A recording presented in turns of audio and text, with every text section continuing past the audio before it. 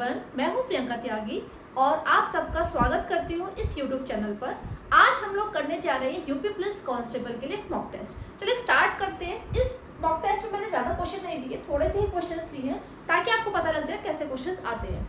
तो पहला क्वेश्चन है आपका, निम्नलिखित गैसों में से शनि के वायुमंडल में ज़्यादातर कौन सी गैस होती है।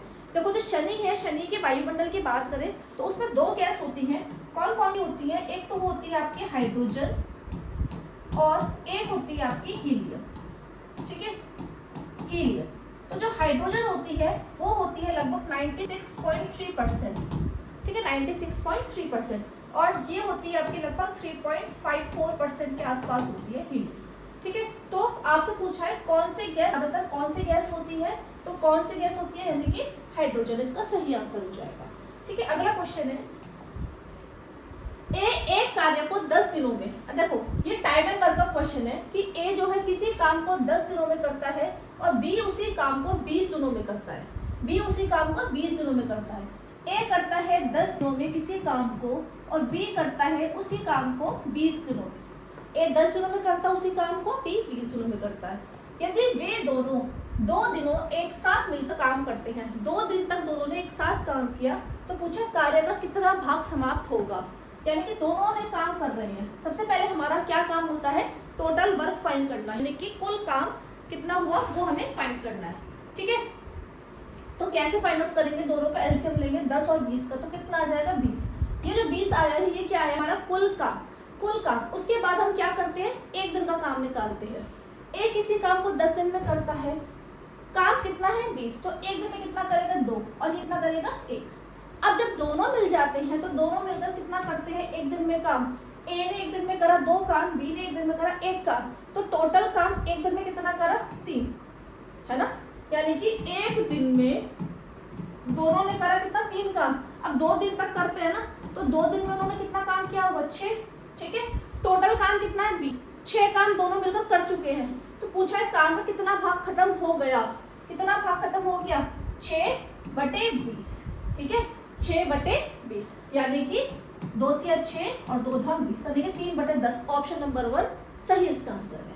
ठीक है, फिर है, यदि एक निश्चित राशि 3 वर्ष में 10% चक्रवृद्धि ब्याज की दर से 5324 5324 ये हो जाती है, तो राशि ज्ञात करनी है। देखो भाई, बहुत ही सिंपल सा क्वेश्चन है, एक कंपाउंड इंटरेस्ट चक्रवृद्धि ब्याज का क्वेश्चन है। तो आप सभी एक फॉर्मूला जानते हैं क्या? A = B 1 + R/100 की पावर n।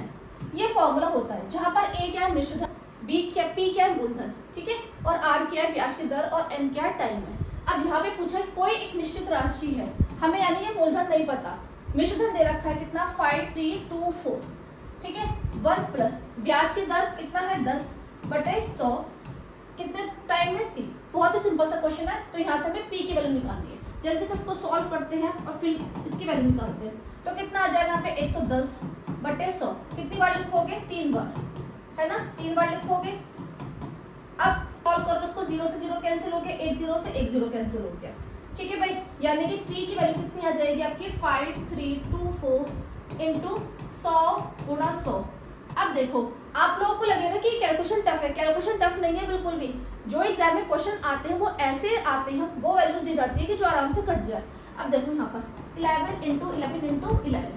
ठीक है, तो 11 से भाग दो, तो 11 चौक 44। ठीक, 9 बचा, 11 अट्ठे 88, 4 बचा, 11 चौक 44। फिर से 11 से भाग दो, 11 चौक 44, 11 चौक 44। फिर से भाग दो, 11 चौक 44। कितना सिंपल सा है, बहुत आराम से कैलकुलेशन हो गई। तो कितनी आ गई? 4 यहाँ से और 4 0 यहाँ पर, यानी कि ये। ठीक है भाई, ठीक, हाँ, 3 0 आएंगी। ठीक है, 3 0 आएंगी क्योंकि 1 0 ये वाली कट गई है यहाँ पर, 1 0 यहाँ पर वाली कट गई है यहाँ। ठीक है, यहाँ से कट गई, तो कितनी आ जाएगी? 3 0, यानी कि 4000 आ गया। ठीक है, यहाँ पे 1 0 थी ना, 110, तो 1 0 से 1 0 यहाँ पे कट गई। ठीक, तो ब्याज का आंसर सही है। तो एग्जाम में बच्चे कंपाउंड इंटरेस्ट का ये सोचते हैं कि कंपाउंड इंटरेस्ट का क्वेश्चन बहुत टाइम टेकिंग होता है। ऐसा नहीं है, ऐसा नहीं है। कुछ के ट्रिक्स होती हैं और कुछ को आप सिंपल फॉर्मूले से करोगे तो वैल्यूज आपको ऐसी दी जाती है जो बहुत ही इजीली कैलकुलेट हो जाती है। ठीक है, अब देखो भाई, ये कथन निष्कर्ष वाला क्वेश्चन है। इसमें थोड़ा सा आपको लॉजिकली सोचना है, प्रैक्टिकली थोड़ा सोचना होता है। देखो कथन को पढ़े और दिए गए विकल्पों में से निष्कर्ष चुनना है। ठीक है, एक बार मैं पहले चेक कर लेती हूँ कि वीडियो तो सही आ रही है। हाँ जी, साफ दिख रहा है, क्योंकि मुझे स्क्रीन पे थोड़ा सा ब्लर दिखाई दे रहा है। देखो कथन XYZ नाम की, यहाँ पे क्या दे रखा है, XYZ नाम की यह किताब एकमात्र ऐसी किताब है। स्टेटमेंट है क्या, कोई XYZ किताब है, ये एक ऐसी किताब है जो 1920 और 1930, देखो यहाँ पर एक वर्ड है एकमात्र, कुछ ऐसे वर्ड्स पर हमें फोकस करना चाहिए इनमें। ठीक है, जो 1920 और 1930 के बीच भारत के दहेज प्रथा की समस्या पर ध्यान केंद्रित करती है। इसका मतलब हमें स्टेटमेंट से क्या पता लग रहा है कि ये एक अकेली ही किताब है। एकमात्र का मतलब क्या है कि केवल अकेली ही किताब है जिस पर दहेज प्रथा के बारे में बताया गया है। कहाँ से, 1920 से 1930 के बीच में। ठीक, अब इससे कंक्लूजन क्या निकल रहा है, देखो भाई पहला कह दे रखा 1920 से पहले दहेज की कोई समस्या नहीं थी, ऐसा तो कुछ नहीं पता चल रहा ना स्टेटमेंट से। फिर है 1920 और 1930 के दौरान भारत के दहेज प्रथा के विषय में कोई किताब नहीं है। यहाँ पे एक शब्द और ऐड कर लो, कोई और किताब। ठीक है, कोई और किताब मतलब कोई और किताब नहीं है। हाँ जी, यही पता चल रहा है क्योंकि यहाँ पे एक शब्द रखा है एकमात्र, तो इससे हमें पता लग रहा है कि 1920 और 1930 के बीच में केवल एक ही यही किताब है, इसके अलावा कोई और किताब नहीं है, यानी कि ऑप्शन नंबर 2 हमारा सही है। अब देखो भाई, कई बार क्वेश्चन ना कंफ्यूजन करने के लिए देखो ऑप्शन कैसे देते हैं आपको। ए ऑप्शन दे रखा है ABCD, अब बच्चे देखेंगे इस पे बी पे टिक कर जाएंगे। ठीक है, जो बबल्स भरना हो तो उसको आप 2 पे क्लिक मतलब उसे फिल कर जाओगे, गलत हो जाएगा। कैसे गलत होएगा, क्योंकि जो ऑप्शन है देखो इसमें क्या दे रखा है, 1 का B, 2 का A। अगर आप 2 पे फिल कर रहे हैं इसका मतलब आपने ये वाला टिक करा है, ये वाला, जबकि ये तो गलत है। आपको करना कौन सा, ये वाला टिक, यानी कि 1 का B, मीन्स आप ऑप्शन नंबर A भरोगे। ठीक है, ऐसे क्वेश्चंस ना मतलब इस टाइप से आजकल पूछ रहे हैं, तो बहुत ही ध्यान से करना है आपको। ठीक है, कि किस टाइप से दिया हुआ है। पेपर को थोड़ा सा टफ बनाना होता है तो इस टाइप से दे देते हैं इसमें। फिर है देखो दिया है कि P क्यों का पिता है। अब P क्यों का पिता है, अब देखो इस वाले ऐसे क्वेश्चन से ना आपको क्या करना होता है कि जो भी आपको दे रखा है, जैसे मेल है फीमेल है, जहां से हमें कंफर्म हो रहा है कि अब P क्यों का पिता है। अब क्यों क्या है, उसकी बेटी है बेटा, ये हमें नहीं दे रखा, तो जो हमें दे रखा है उसके ऊपर आप टिक कर लो, मतलब लिख लो। जैसे P क्यों का पिता है, P क्यों का पिता है, तो ये मेल है। ठीक है, क्यों का भी नहीं पता कि क्यों कौन है। R P का भाई है, R P का भाई है, R P का भाई है, यानी ये भी मेल है। S T का भाई है, S T का भाई है। फिर आगे पढ़ो, T Q का भाई है। अब जो T है वो Q का भाई है, T Q का भाई है, यानी कि ये भी क्या हुआ, मेल हुआ। ठीक है, ये भी क्या हुआ, मेल हुआ। अब देखो T जब Q का भाई है, इसका मतलब क्या है, P का भी तो बेटा हुआ है ना। जो T Q का भाई है दैट मीन्स T P का भी बेटा हुआ। ठीक है, क्यों नहीं पता हमें कि ये P का बेटा है या फिर बेटी है। आगे S T का भाई है, S T का भाई है, तो S भी मेल हुआ, यानी इसका भी तो बेटा हुआ, ये S T का भाई है। फिर है तो S का चाचा है कौन, तो S का चाचा कौन हुआ भाई, ये जो है S के पिता कौन हुए, P का भाई कौन हुआ, R। इसका मतलब S का चाचा कौन हुआ, R, तो यानी कि R इसका सही आंसर हो जाएगा। ऑप्शन कौन सा करोगे, 4, ये वाला है ना, ऑप्शन कौन सा करोगे, 4। ठीक है, तो इस टाइप से भी क्वेश्चंस पूछ जाते हैं, क्योंकि ये जो क्वेश्चन दिया ना मैंने प्रीवियस ईयर पेपर से ही दिए हैं, तो ऐसे ऑप्शन से पूछ लिए जाते हैं इस टाइप से घुमा के। ठीक, फिर निम्नलिखित में से किसने हिंदू धर्म के कई अनुष्ठानों के खिलाफ प्रचार किया था, जैसे कि मूर्ति पूजा, जन्म से जाति, पशु बलि और वेदों को पढ़ने के लिए महिलाओं पर प्रतिबंध। यानी कि कौन थे इनमें से जिन्होंने इसके खिलाफ आवाज उठाई थी, मूर्ति पूजा के खिलाफ थे। ठीक है, मूर्ति पूजा की जब भी बात आती है तो कौन हो, सबसे पहले स्वामी दयानंद सरस्वती। ठीक है, और वेदों जहाँ भी वेद शब्द आ जाएगा, वेदों को पढ़ने के लिए महिलाओं पर प्रतिबंध, मतलब पहले अब ये प्रतिबंध था कि महिलाएं जो वेद नहीं पढ़ सकती, तो उसके लिए उन्होंने आवाज उठाई थी। ठीक है, तो कौन थे भाई, स्वामी दयानंद सरस्वती, स्वामी दयानंद सरस्वती, ये इसका आंसर है। और इन्होंने किसकी स्थापना की थी, स्वामी दयानंद सरस्वती ने किसकी स्थापना की थी, आर्य समाज की, आर्य समाज की। ठीक है, आर्य समाज की स्थापना की थी, कब की थी, 1875 में, 1875 में आर्य समाज की स्थापना की थी। नेक्स्ट अभी A से 10 तक की संख्याओं के वर्गों के योगफल की गणना कीजिए। अब देखो ये जो क्वेश्चन है बड़ा ही इंपॉर्टेंट है, ठीक है। बच्चे क्या करते हैं, नॉर्मली बच्चे क्या करेंगे इसमें, 1 स्क्वायर 2 स्क्वायर 3 स्क्वायर, ठीक बात है भाई, आंसर आ जाएगा। सपोज यहाँ पर 1 से 50 तक पूछ ले कि 1 से 50 तक की संख्याओं के वर्गों के योगफल की गणना कीजिए, तब आप कैसे करोगे, तब तो आप नहीं कर सकते ना यहाँ पर। तो उसके लिए एक फॉर्मूला होता है, क्या फॉर्मूला होता है, n+1 2n+1/6, ठीक है, यह फॉर्मूला होता है, लिख लो कहीं पर, बड़ा ही इंपॉर्टेंट है, n+1 2n+1/6, जहां पर n क्या है ये, ठीक है, ये जहां तक पूछी गई है। तो यहाँ पर n कितना है 10, तो 10+1 2n+1 यानी कि 2 × 10 20+1/6, तो कितना आंसर आ जाएगा 10 × 11 × 21/6, ठीक है, 2 पंजे 10 2 3 6 3 7 21, तो 11 पंजे 55, 55 की मल्टीप्लाई कर दो 7 से, तो कितना आ जाएगा 7 पंजे, ये आ जाएगा भाई सी 385, ठीक है। तो यानी कि ऑप्शन कौन सा टिक करोगे आप, 4 डी पे बबल करोगे, ठीक है, डी पे आप टिक करोगे। अगला क्वेश्चन है, कथन इस रखा है क्या, उन्होंने वर्तमान परीक्षा प्रणाली को समाप्त करने और इसके स्थान पर छात्रों की वास्तविक योग्यता आंकने के लिए अन्य पद्धतियों को अमल में लाने की जरूरत पर बल दिया। ये कथन दे रखा है क्या कि जो वर्तमान एग्जामिनेशन जो सिस्टम है जो प्रेजेंट पे, उसको खत्म करे जाए, ठीक है, और वास्तविक योग्यता आंके। इससे क्या पता लग रहा है, अगर कोई चीज हम खत्म कर रहे हैं दैट मीन्स उस चीज में दम नहीं है ना, वो चीज सही नहीं है। तो अब कंक्लूजन पढ़ते हैं, क्या है, परीक्षाओं को समाप्त कर दिया जाना चाहिए, ऐसा तो नहीं कहा कि परीक्षा खत्म कर दो, नहीं। वर्तमान परीक्षा प्रणाली छात्रों की वास्तविक योग्यता का आकलन नहीं करती है, यस। अगर भाई कोई बच्चा पूरे साल मेहनत करता है, एग्जाम दे रहा है, एग्जाम वाले दिन उसकी तबीयत खराब हो गई, वो एग्जाम में अच्छा परफॉर्म नहीं कर पाया, तो क्या हम उस 3 घंटे के पेपर या 2 घंटे के पेपर से उस बच्चे को आंक सकते हैं, नहीं कर सकते ना, उसका आकलन नहीं कर सकते उस बच्चे का, कि हम कैसे हम ये कह दें कि उस 2 घंटे में कि हाँ वो बच्चा काबिल नहीं है, हो सकता है उसकी कुछ XYZ कुछ और प्रॉब्लम हो जिसकी वजह से वो सही से नहीं कर पाया हो। और ऐसा होता है, रियलिटी में हमारे साथ बहुत होता है। आप लोग एग्जाम देते होंगे तो आपको ही पता होगा कि तैयारी आपकी बहुत अच्छी होती है, बट कभी कभी ऐसा हो जाता है कि आप अच्छा परफॉर्म नहीं कर पाते, ठीक है। तो क्या है, वर्तमान परीक्षा प्रणाली छात्रों की वास्तविक योग्यता का आकलन नहीं करती है, यानी कि ऑप्शन नंबर 2 सही है इसका मतलब। अब देखो यहाँ पर केवल निष्कर्ष 2 अनुसरण करता है, ये है केवल निष्कर्ष 2 अनुसरण करता है, तो बी कहाँ पे आ रहा है, बी 1 पे आ रहा है, तो आप बबल में क्या फिल करोगे, 1 फिल करोगे, ठीक है। फिर है वर्ष 1953 में पहला पिछड़ा वर्ग आयोग किसकी अध्यक्षता में नियुक्त किया गया था, काका कालेलकर, ठीक है। ये जीके के क्वेश्चन से आपको याद करने हैं, ठीक है, फैक्ट होते हैं कुछ, काका कालेलकर में क्या।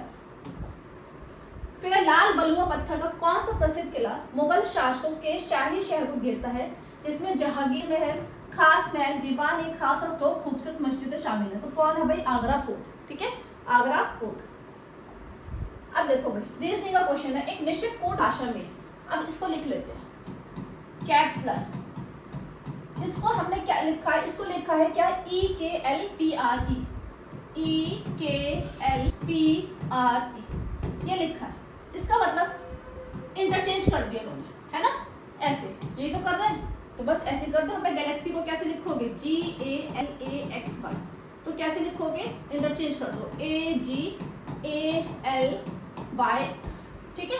तो ऑप्शन नंबर देख लो भाई, AGALYX, यानी बी ठीक है, तो बी कौन सा, यानी कि 4th वाला ऑप्शन आपका सही होगा, ठीक है। एक दुकानदार अंकित मूल्य पर, अंकित मूल्य मतलब मार्क प्राइस जो लिखा रहता है, ठीक है, 10% की छूट देने के बाद भी 26% प्रॉफिट कमाता है। यदि उसका क्रय मूल्य कितना है, 800 रुपये है, तो अंकित मूल्य ज्ञात करो। देखो 800 मूल्य उसका क्रय मूल्य, यानी कि CP जो है कॉस्ट प्राइस है 800, अब उस पर भी 800 पर भी वो 26% का प्रॉफिट दे रहा है, तो आप सबसे पहले निकालो कि उसने बेचा कितने में, उसने कितने में बेचा, तो 800 का 126% निकाल लो, 800 का 126%, क्यों 126, क्योंकि 800 देखो हम जब भी कोई भी प्रॉफिट और लॉस निकालते हैं ना, वो हम हमेशा किस पे निकालते हैं, CP पर, ठीक है, कॉस्ट प्राइस पर, क्रय मूल्य पर, ठीक है। तो क्रय मूल्य कितना है, 800 रुपये, तो 800 का 126% निकालो, उतने पे उसने बेचा होगा, क्योंकि 26% का प्रॉफिट कमा रहा है, तो कितना आ जाएगा, 126 के 8 से मल्टीप्लाई करो, 8 × 48, 8 दूनी 16, और 4 20, 8 एकम 8 और 2 10। ठीक कर रहे हैं ना? हाँ। तो यानी कि 1008 में उसने बेचा। अब यहाँ पे क्या पूछा, उसका अंकित मूल्य। अंकित मूल्य मान लेते हैं x, मान ले कितना x। अब देखो अंकित मूल्य पर वो कितना परसेंट दे रहा है, अंकित मूल्य पर कितने 10% का डिस्काउंट दे रहा है, यानी कि जितना मार्क प्राइस होगा उसका 90% पे वो बेच रहा है। अगर 100 रुपये लिखा हुआ है तो 10% की छूट दे रहा है, यानी कि 10 रुपये का डिस्काउंट दे रहा है, तो 90 पे बेचा होगा ना उसने। तो यानी कि x का 90%, x का 90% कितना हुआ 1008, इतने पे तो बेचा। बात समझ में आ रही है भाई? जितना अंकित मूल्य है उसका 90% पे तो वो बेच रहा है ना, क्योंकि 10% का डिस्काउंट दे रहा है। और कितने में एक्चुअल में बेच रहा है वो 1008 पे, इतने पे तो बेच रहा है। 800 रुपये लिखा हुआ है, सॉरी 800 रुपये क्या उसको पड़ा, उसका क्रय मूल्य कितना था 800। अपने क्रय मूल्य पर वो उस वस्तु के क्रय मूल्य पर कितना प्रॉफिट कमा रहा है 26% का। तो 800 का पहले आप 126% पे निकाल लिया, ठीक है, कितना 1008, इतने रुपए में वो बेच रहा है। अब एक्चुअल में जो उसने मार्क प्राइस जो भी उसने टैग लगाया होगा उसमें उसने क्या करा 10% को डिस्काउंट दे दिया, यानी कि उस अंकित मूल्य के 90% पे वो बेच रहा है। कितना में बेच रहा है 1008 पे। अब यहाँ से आप क्या करोगे, सॉल्व करके x की वैल्यू निकाल लो, ठीक है। तो कितनी आ जाएगी 1008 गुणा 100 बटे 90।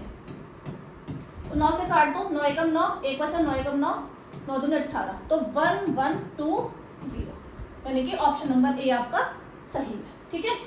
ऑप्शन में वहां के क्या टिक करोगे 4, ठीक है 4। अब देखो यहाँ पर ये प्रश्न नंबर 33, 35। एक्चुअल में मैंने प्रीवियस ईयर पेपर से क्वेश्चन लिए, तो आप नंबरिंग मत देखिए, ठीक है। अब देखो निम्नलिखित जानकारी के आधार पर प्रश्नों के उत्तर दीजिए। क्या 50 छात्र हैं टोटल, 50 छात्रों की एक कक्षा में 18 बच्चों ने साहित्य, 18 बच्चों ने साहित्य लिया, 26 ने लिया भाषा और 2 ने लिया साहित्य और भाषा दोनों विषय लिए हैं। तो देखो ऐसे क्वेश्चन ना हम किससे करते हैं, वेन डायग्राम से। कैसे करेंगे, देखो इसको बना लेंगे क्या साहित्य, ठीक है, और इसको बना लेंगे क्या भाषा। अब टोटल क्लास है उसमें कितने बच्चे हैं 50, ठीक है। टोटल क्लास कितने हैं 50 बच्चे हैं। 18 बच्चों ने साहित्य लिया है, फिर क्या है 26 बच्चों ने भाषा लिया है और 2 बच्चे ऐसे हैं जिन्होंने साहित्य और भाषा दोनों लिया, ठीक है।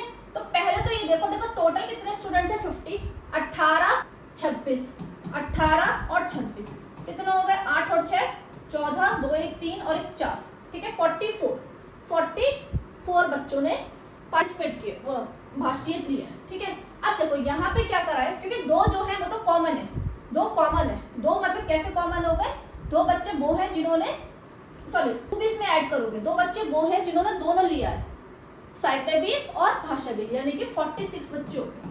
46 बच्चों को 4 बच्चे ऐसे हैं जिन्होंने कुछ भी नहीं लिया, देखो 50 बच्चे थे, 18 बच्चों ने साहित्य लिया है, 26 बच्चों ने भाषा लिया है और 2 छात्रों ने साहित्य तथा भाषा दोनों विषय लिए हैं, ठीक है।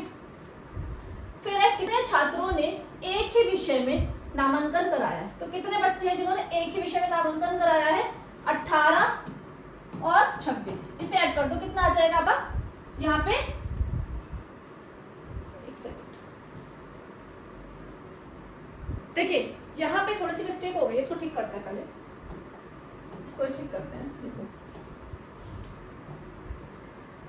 देखो यहाँ पे थोड़ा सा इसको सुनो, ध्यान से पढ़ते हैं, इसको क्या लिखा है यहाँ पे कह रहा है कि 18 छात्रों ने साहित्य, 26 छात्रों ने भाषा और 2 ने साहित्य और भाषा दोनों लिए, ठीक है। अब जो 2 बच्चे हैं ना उन्होंने क्या करा है, उन्होंने दोनों लिए हैं, यानी कि भाषा भी ली है और साहित्य भी लिए। तो इसका दोबारा से डायग्राम बनाते हैं, ये है साहित्य, ठीक है, और ये है भाषा, ठीक।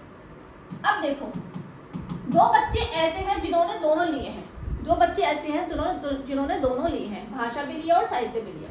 तो 50 बच्चे हैं, 18 बच्चों में से 18 में से हम 2 माइनस करेंगे। 2 माइनस क्यों करेंगे, क्योंकि 2 बच्चे वो ऐसे हैं जिन्होंने भाषा भी ली और साहित्य भी लिया।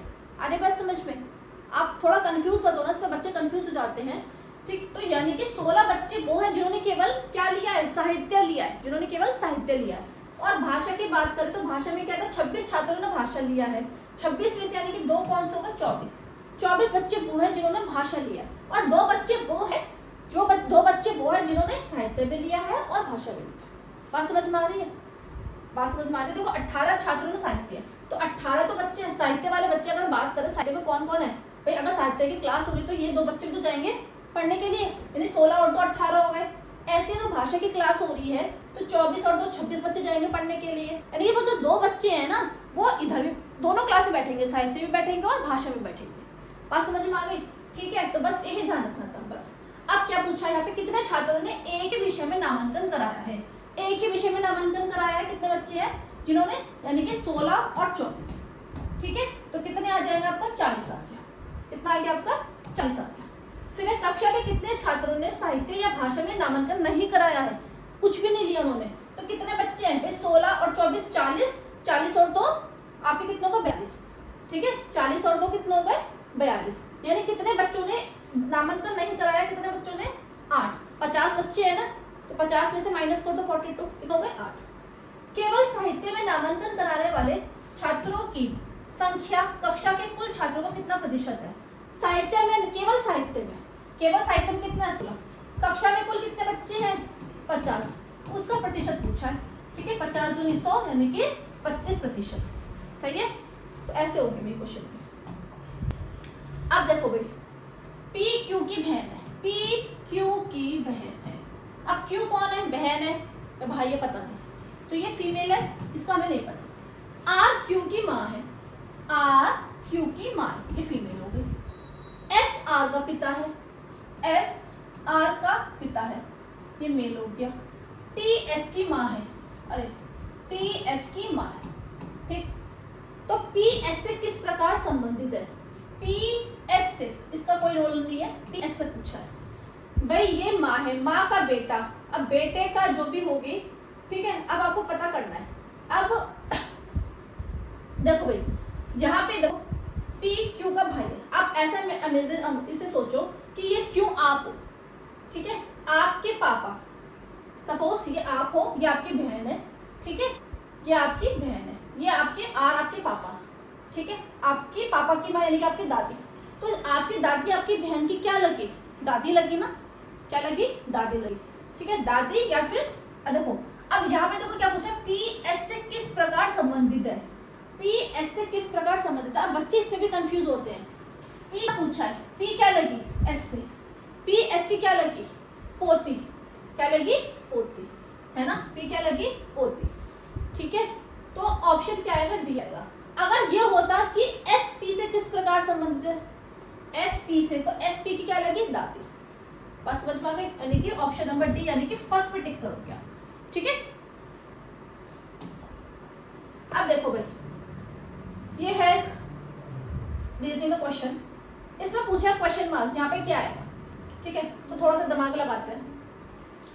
देखो यहाँ पर जो नंबर दे रखा है 9, 17 और 69, यहाँ पे पूछा है क्या आएगा। तो देखो 9 दूनी 18, 17 तिया 51, ठीक है, इनको प्लस कर दो, कितना आएगा? 69 आ रहा है। 9 दूनी 18 प्लस 17 तिया 51, ठीक है। ऐसे 13 दूनी 26, 13 दूनी 26 और 11 गुना 3 कितना आ गया? 33, ठीक है, इनको प्लस कर दो, कितना आ जाएगा? 59। तो यहाँ पर भी आप पूछा है, तो यहाँ पर सपोज मैंने मान लिया x है, ठीक है, कोई नंबर x में, तो 2 इंटू एक्स प्लस 13 इंटू 3 यानी कि 39 आ जाएगा, 39 49। अब 39 इसमें से माइनस करो, कितना आएगा? 10, ठीक है, तो 2x = 10 यानी कि x की वैल्यू कितनी आ गई भाई? 5 आ गई, यानी कि यहाँ पे क्या आएगा आपका? 5 आएगा। ऑप्शन नंबर ए आपका सही है। ठीक है, अब उस चित्र को चुने जो अन्य 3 से भिन्न है, अन्य 3 से भिन्न है। अब देखो भाई, ये 4 चित्र है, ये 4 चित्र है, यहाँ पर एक चीज कॉमन है। क्या कॉमन है? कि ये जो दे रखा है ये ऐसी है, यहाँ पे सब पे, ठीक है, ये चीज तो सेम है। अब यहाँ पे देखो ये वाली लाइन, ये लाइन जो है ये भी अंदर है और ये भी अंदर है, ये लाइन बाहर है, बाहर है। यहाँ पे देखो इस चित्र में यहाँ पे क्या है? यहाँ पे देखिए ये भी बाहर है, ये बाहर है, ठीक है। हाँ, यहाँ पे देखो भाई, इस वाले चित्र में, इस वाले चित्र में देखो, थर्ड में देखना है, ठीक। इसमें ये बाहर है, ये भी बाहर है, और हाँ मतलब अपोजिट, या तो देखो सेम है या तो सेम है, ये अंदर की तरफ, ये बाहर की तरफ हो रहे हैं, ठीक है, ये भी बाहर की तरफ हो रहा है, ये वाला अलग है भाई, फोर्थ अलग है। फोर्थ वाला आपका ना ऐसा होना चाहिए था, ये ऐसा होना चाहिए था, है ना, फोर्थ वाला आपका ऐसे होना चाहिए था, ये अलग है, ठीक है। इसको एक बार मैं देख लेती हूँ, इरेजर से आप फिर से एक बार देख लीजिए, एनालाइज कर लीजिए, ठीक। देखो यहाँ पे देखो, ये इधर है, ठीक है, इधर और ये इधर, यहाँ पे ये बाहर की तरफ है, ठीक है, ऐसे ये बाहर की तरफ हो गया। ये वाला जो है ना, ये आपका ऐसे होना चाहिए था, है ना, ये वाला आपका ऐसे होना चाहिए था, जैसे सेम इधर रखा है, तो ये वाला फोर्थ अलग है इसका, ठीक है। अब देखो भाई, ये क्वेश्चन बहुत पूछता है, बहुत एग्जाम में इतना आता है, रूट 2 की जगह आपको क्या दे देंगे, √3 plus √3 plus √3 plus up to infinity. तो इसमें कुछ नहीं करना, कुछ भी नहीं करना, जो ये नंबर दे रखा है ना वही इसका आंसर है, यानी कि 2 ही इसका आंसर होगा, 2 ही इसका आंसर होगा। अगर 3 देंगे तो 3 आंसर होगा, 5 होगा तो 5 होगा। ऐसा ये क्वेश्चन है कितने पेपर में, इतने पेपर में आता बहुत, लेकिन यहाँ पर अप टू इन्फिनिटी होना चाहिए, तभी होगा, ठीक है, तभी होगा ये। चलो अगला क्वेश्चन है, एक निश्चित पूर्ण भाषा में यदि सिंपल को क्या लिखा है 631549 ये लिखा है, ठीक। चलो भाई इसे करते हैं, बहुत ही सिंपल क्वेश्चन है ये। सिंपल को क्या लिखा है 631549 और क्लो को लिखा है ये, तो उसी पूर्ण भाषा में स्लिप को क्या लिखा जाएगा। तो देखो यहाँ पे ये क्वेश्चन एस की वैल्यू देखो, एस की वैल्यू क्या होगी 6, है ना, एस की वैल्यू क्या होगी 6, एल की वैल्यू क्या है 4, ई की वैल्यू देखो 9, 6499 मिल गया ऑप्शन, 6499 यानी कि बी यही मिल गया, ठीक है, तो ये होगा। फिर है यदि पी, देखो भाई बड़ा इंपॉर्टेंट क्वेश्चन है, P730 ये लिखा है, ये 11 से विभाज्य है, तो सबसे छोटी प्राकृत संख्या P का मान याद करना है आपको। P730 11 द्वारा विभाज्य है। अब ये एक्चुअल में ना, ये कोई एक 4 अंकों की संख्या दे रखी है, ये 11 से विभाज्य है, तो आपसे पूछा है P की जगह क्या आएगा, P की जगह क्या आएगा, छोटी से छोटी प्राकृतिक संख्या होनी चाहिए, नेचुरल नंबर होना चाहिए, ठीक है। अब सबसे पहले यह 11 से विभाज्य है, आपको 11 का जो डिविजिबिलिटी रूल होता है, ठीक है, विभाज्यता का नियम वो याद होना चाहिए, वो पता होना चाहिए। क्या होता है कि कोई भी नंबर हम 11 से कब विभाजित होगा, हम क्या करते हैं उसके लिए, जो देखो जो सम संख्या पे जो नंबर्स होते हैं और जो विषम संख्या पर, विषम प्लेस पर सॉरी, ठीक है, ऑड प्लेस पर जो नंबर होंगे उनका सम, और जो सम संख्या पे जो होंगे उनका सम, ठीक है, उनका जो डिफरेंस होता है वो क्या आना चाहिए, 0 आना चाहिए, फिर 11 से विभाजित होना चाहिए, मतलब P+1, ठीक है, P+1 हाँ -7+3। अब देखो P713 लिखा, ये क्या है पहले प्लेस पर, ये दूसरे प्लेस पर, ये तीसरे प्लेस पर, ये चौथे प्लेस पर, है ना भाई। P713 लिखा, तो ये 1 2 3 4, तो यहाँ पे देखना है जो विषम नंबर पर है वो संख्या उनका योग करो, फिर जो सम प्लेस पर है, मतलब जो आपका इवन प्लेस पर जो डिजिट्स है, ठीक है, उनका योग करो, उनका डिफरेंस निकाल लो। अगर वो 0 आ रहा है तो वो 11 से विभाजित होगा, अगर वो 11 से वो कट रहा है वो डिफरेंस भी, ठीक है, तो भी वो क्या होगा 11 से विभाजित होगा। अब जैसे कि देखो P, आप क्या करो P+1 भाई, ये 4th पोजीशन पर या 2 पोजीशन पर है, तो ये इवन नंबर, इवन पोजीशन पर है, नहीं है, तो P+1 -7+3, ये 3 पोजीशन पर है, ये 1 पोजीशन पर है, तो ये किस पर है, ऑड पोजीशन पर है, ठीक है। उनका सम, इनका डिफरेंस देखो, अब कितना आना चाहिए आपका 0 आना चाहिए ना। तो अब यहाँ पे देखो 7 और 3 10, अब यहाँ पे ऑब्वियस सी बात है मुझे 0 चाहिए, तो P की वैल्यू 9 होगी ना, छोटी से छोटी संख्या क्या होगी, P की 9 होगी, ठीक है, तो 9+1 यानी कि 10, 10 -10 तब तो 0 होगा, तो क्या आंसर होगा इसका 9, ठीक है। अब ये वाला क्वेश्चन देखिए, 3 6 8 5 8 4 4 7 क्या आएगा, देखो 6 और 3 9, 9 और 8 17, 8 और 5 13, 13 और 4 17, 7 और 4 11, अब 11 में मैं क्या ऐड करूं, 11 और 6 17, यानी कि ऑप्शन नंबर ए, ठीक है, ऑप्शन नंबर ए आपका सही है। सबसे बड़ी तथा सबसे छोटी 2 अंकों की अभाज्य संख्याओं के अंतर की गणना करनी है। सबसे बड़ी अभाज्य संख्या कौन सी होगी 2 अंकों की, 97, सबसे छोटी कौन सी होगी 11, तो इसका डिफरेंस निकालो, कितना आ जाएगा आपका 86, आपका सही है। निश्चित कूट भाषा पोलाइट को क्या लिखा है भाई, ये उसी कूट भाषा में उसको क्या लिखेंगे, देखो पोलाइट POLITE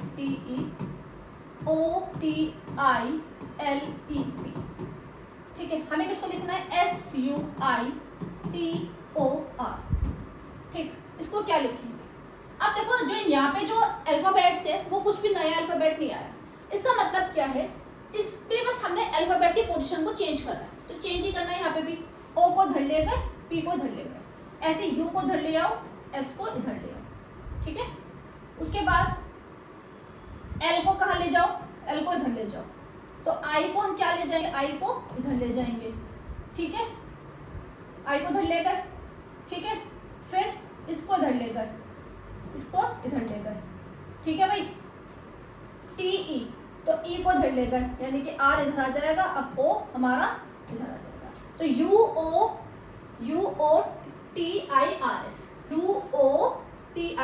यानी कि ऑप्शन नंबर ए आपका सही है, ठीक है।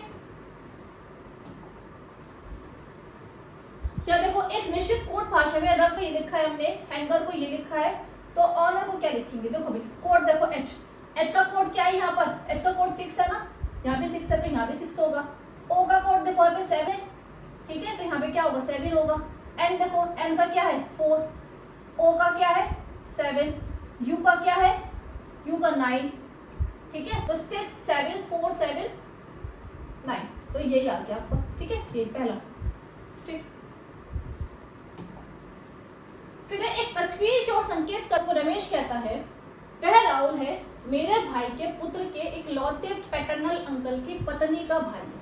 अब देखो ये तस्वीर है, ये राहुल है, रमेश सॉरी, ठीक है, ये रमेश है, ठीक है, तो ये तो रमेश है और ये राहुल है। अब इसके लिए क्या कहता है रमेश, राहुल के लिए क्या, कि वह राहुल है क्या मेरे भाई के, अब इसका एक भाई होगा भाई, इसका एक भाई है, मेरे भाई के पुत्र, मेरे भाई के पुत्र, ठीक। आप इसको ना एज्यूम कर, जो बोल रहा होता है ना उसको अपने आप को एज्यूम कर लो, उसको अपने आप को एज्यूम कर लो, या अपने घर में किसी को एज्यूम कर लो, उससे बहुत आसान से होता है, ठीक है।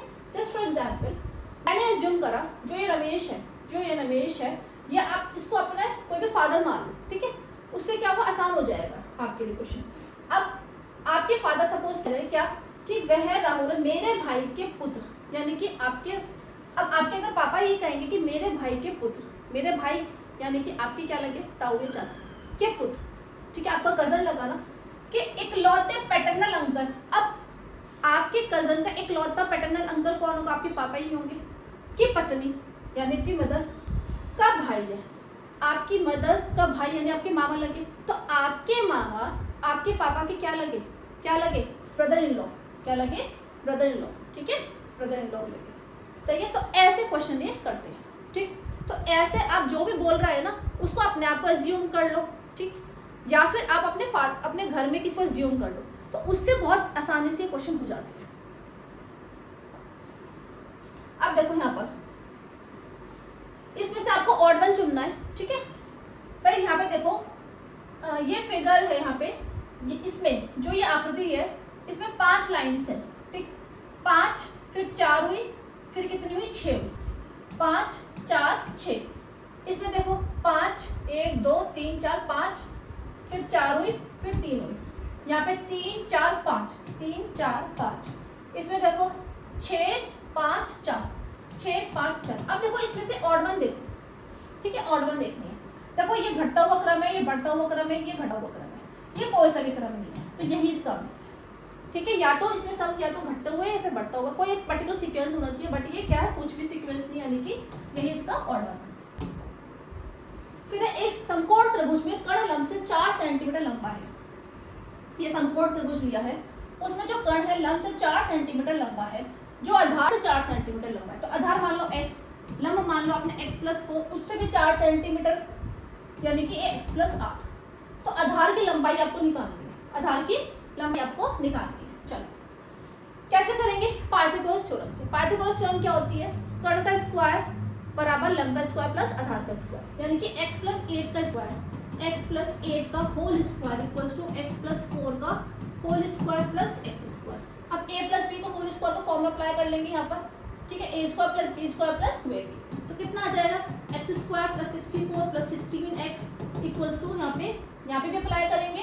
ठीक है, तो A square plus B square, 4 का स्क्वायर कितना आएगा 16 plus 8x plus x square.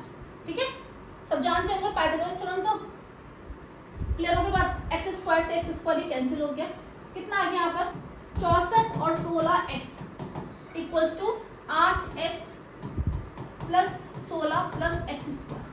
अब इसको थोड़ा सा हमें सिंप्लीफाई करेंगे। ठीक, थोड़ा सा इसको सिंप्लीफाई करते हैं। सो 8x इसको धर ले जाएंगे, माइनस को जाएगा तो 16x में से 8x कहेंगे तो कितना आएगा 8x। ऐसे 16 यहाँ पे माइनस हो जाएगा, कितना आएगा 48। ठीक है, तो कितना आ गया 48 प्लस के 8x बराबर एक्स स्क्वायर। तो यानी कि एक्स स्क्वायर आप इसको धर ले जाओ तो एक्स स्क्वायर माइनस को जाएंगे, माइनस 8x माइनस 48 बराबर 0। ठीक है, अब इसके हम क्या करेंगे फैक्टर्स। ये बन गई क्वाड्रेटिक इक्वेशन यानी कि द्विघात समीकरण। इसके हम करेंगे गुणनखंड। ठीक है, गुणनखंड। तो क्या करेंगे इसको, 8x को क्या लिख सकती हूँ भाई मैं 12 माइनस 4 इंटू एक्स माइनस 48 बराबर 0। तो x square minus 12x minus minus plus यानी कि 4x माइनस 48 बराबर 0। एक्स कॉमन ले लेंगे यहाँ से तो कितना आएगा भाई x माइनस 12, यहाँ से माइनस का 4 कॉमन ले लेंगे तो x माइनस 12 बराबर 0। ठीक है, तो x माइनस 12 और x माइनस 4 बराबर 0। ठीक है, ठीक भाई, माइनस 4, हाँ माइनस एक मिनट, x मैंने कॉमन लिया से x माइनस 12, यहाँ से माइनस का 4 कॉमन लिया है, कुछ गड़बड़ कर दी क्या, माइनस 48 से अलग। लेट मी चेक करती हूँ एक बार मैं। हाँ, यहाँ पे प्लस के 4 आएगा, प्लस के 4 है ना, प्लस के 4 ही तो कॉमन निकलेगा। ठीक है, तो एक बार x माइनस 12 और x प्लस 4। अब जब आप x माइनस 12 को 0 के बराबर रखोगे तो x की वैल्यू कितनी आएगी 12, और x प्लस 4 को 0 के बराबर रखोगे तो x की वैल्यू कितनी आएगी माइनस के 4, है ना, जो कि पॉसिबल नहीं है भाई। x बराबर 12 आपका आंसर आ जाएगा। यानी कि भाई क्या भुजा जो है क्या साइड नेगेटिव में आ सकती है, नहीं आ सकती ना, तो हम x की वैल्यू क्या लेंगे 12 लेंगे, यानी कि आधार क्या होगा 12 सेंटीमीटर आपका आंसर होगा। ठीक है, अब देखो कथन को पढ़ो और इसमें से निष्कर्ष सुनना है। कथन क्या देखा है, सरकार जल्द ही विधेयक लाने जा रही है जो निजी संस्थानों की स्थापना की अनुमति देगा, लेकिन ऐसा बहुत सख्त निर्देशों के तहत होगा।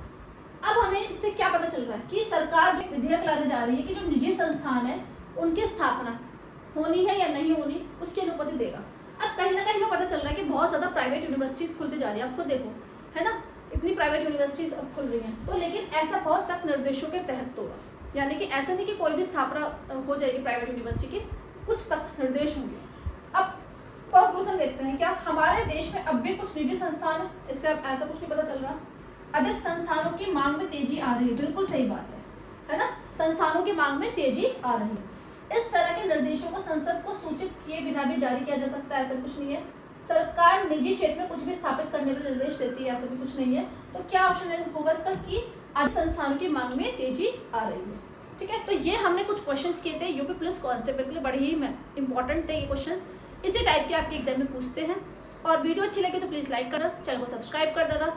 और अब हम तैयारी करेंगे यूपी पुलिस कांस्टेबल के लिए, अच्छे से तैयारी करेंगे। ठीक है, अभी तो मैंने छोटा सा एक मॉक टेस्ट ही बनाया था, पूरे पेपर सॉल्व करेंगे। प्रीवियस ईयर के मैंने ऑर्डर कर दिया, आ जाएगी आज या कल में। तो जैसे ही मेरे पास आती है तो सबसे पहले हम सॉल्व करेंगे प्रीवियस ईयर पेपर, क्योंकि प्रीवियस ईयर पेपर बड़े ही महत्वपूर्ण होते हैं हर एक एग्जाम के लिए। ठीक है, उससे आप जब प्रीवियस ईयर पेपर सॉल्व कर लोगे तो आपकी खुद ही तैयारी अच्छे से हो जाएगी। ठीक है, चलिए अगली वीडियो मिलते हैं। Thank you.